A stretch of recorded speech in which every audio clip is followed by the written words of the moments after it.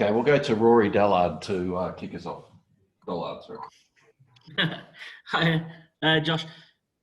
Tell us how different it feels. Obviously, you won the last game, the T20, but the series was gone. How much does it mean to you guys to start a series with a win and get one foot in front? Yeah, it's always good. Get ahead of the 8 ball, I guess, and get a bit of momentum even from that T20 that we had. A few guys playing their first game of the tour and the first game in a long time, which is, I think, benefited us for this game, with probably especially myself and Mitch Marsh. So, I think everyone benefit from today as well, to get some miles in the legs for one-day cricket. It's a different game, different format. So, but as you said, it's great to get a win first up.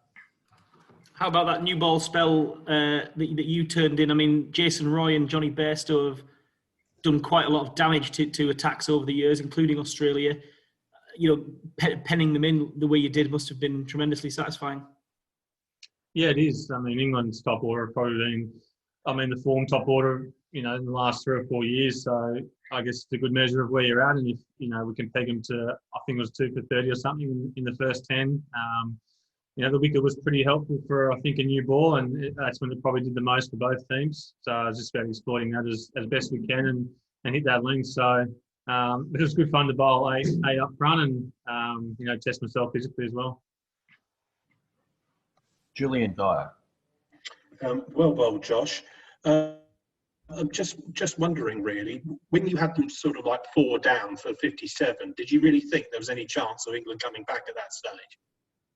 I did, to be honest. I think they're obviously the number one team for a reason, and they bat deep. They always seem to bat deep. I always expected them to come back. Probably not as close as they did, but it's probably a good thing. We had to fight for it in the end, and you expect that against the number one team. So I can't see it being any different for the next 2 games. And tell me, have you come up against Sam Billings much before? What did you make of his performance tonight? I thought he batted beautifully. He gave himself a chance, I think, through those middle overs, and wanted to take the game deep, and that's probably the only way they were going to get home. I thought he batted very well. He probably hits the ball in unusual areas, so we'll do a bit more homework, tomorrow, and hopefully come up with a plan for him and try and nullify those areas that he's into. Thank you. Adam Burnett.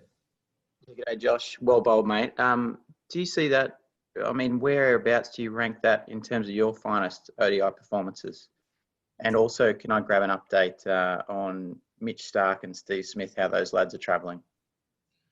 I think it's obviously right up there for me. I think I've got a couple of fifers in one-day cricket over the years, but I think against this lineup and this top order to sort of bowl that well on this wicket, I'm very happy with how they're coming out, and I think just the length that I hit was really good. I didn't try and do too much at all. It was just about being accurate, and the wicket was probably nipping a little bit and doing enough. So as far as the other 2 boys, Starkey obviously got through his 10. He's a little bit sore, but we'll see how it goes tomorrow, how he pulls up, and we'll go from there. I haven't seen Smithy all day, to be honest, so I can't give an update there. And mate,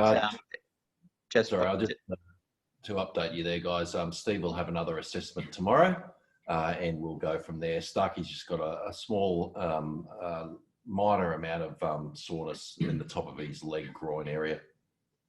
He'll get a day's rest tomorrow. And Josh, does your performance today, does that make the World Cup all the more painful in a sense, missing out there, or is it onwards and upwards? No, it's onwards and upwards. That's a long time ago now, and always looking forward now. So yeah, onwards and upwards. Thank you. Rob Johnston. Hi, Josh. You touched on it there about your opening spell. Not a huge amount of variation, sort of hitting that length consistently. Was that a plan that you sort of had thought about before the game, or was that something you realised after a couple of overs and thinking there's some movement there? We looked at the way they bowled a little bit. It did a little bit early on, so I was expecting the new ball just to not really swing much. It was quite windy, so I was just about hitting the wicket hard, getting a bit of variable up and down as well as sideways. So But it's a simple game for me anyway, just to try and hit just over the top of the stumps or the top of the stumps, and that seems to be the hardest spot for the batters. And if they want to move around and play a few shots, then go for it. But I stick to my plans as much as I can. Thank you. Oliver Caffrey. Ollie?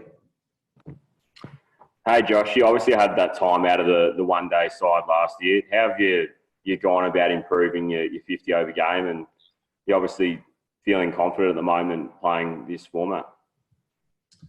It's I'm not too sure. I haven't really put much work into it in particular. Just stick to my strengths really, which is again what I did today, and probably I guess during T20 time and a bit during the Big Bash and even next probably month and a half in IPL, just to work on a few different change ups and whatever, and learn from a few of the T20 guys who do it, year round.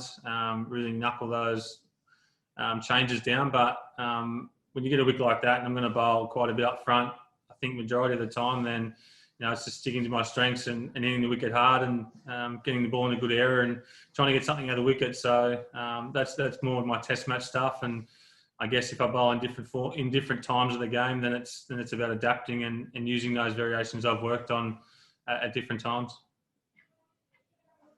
Adam Burnett. Yeah, just one more from me, Josh. A couple of nice catches, mate. Can you talk us through those? Not too sure how to talk you through the first one. I think that the harder the balls hit back of the bowler, sometimes they're easier than the ones that are chipped back. It's quite hard to judge the distance, I guess, and probably the reaction ones are easier than the ones that are just chipped back like a leading edge slow. So, and as far as the other one, we've been doing quite a fair bit of work, on our fielding the last few weeks since we've been here, and it's probably just more of the athleticism I've gained probably the last few months, even in Sydney, just doing some good power and even flexibility work just to move around the field a bit better. So, I'm happy to hang on to them.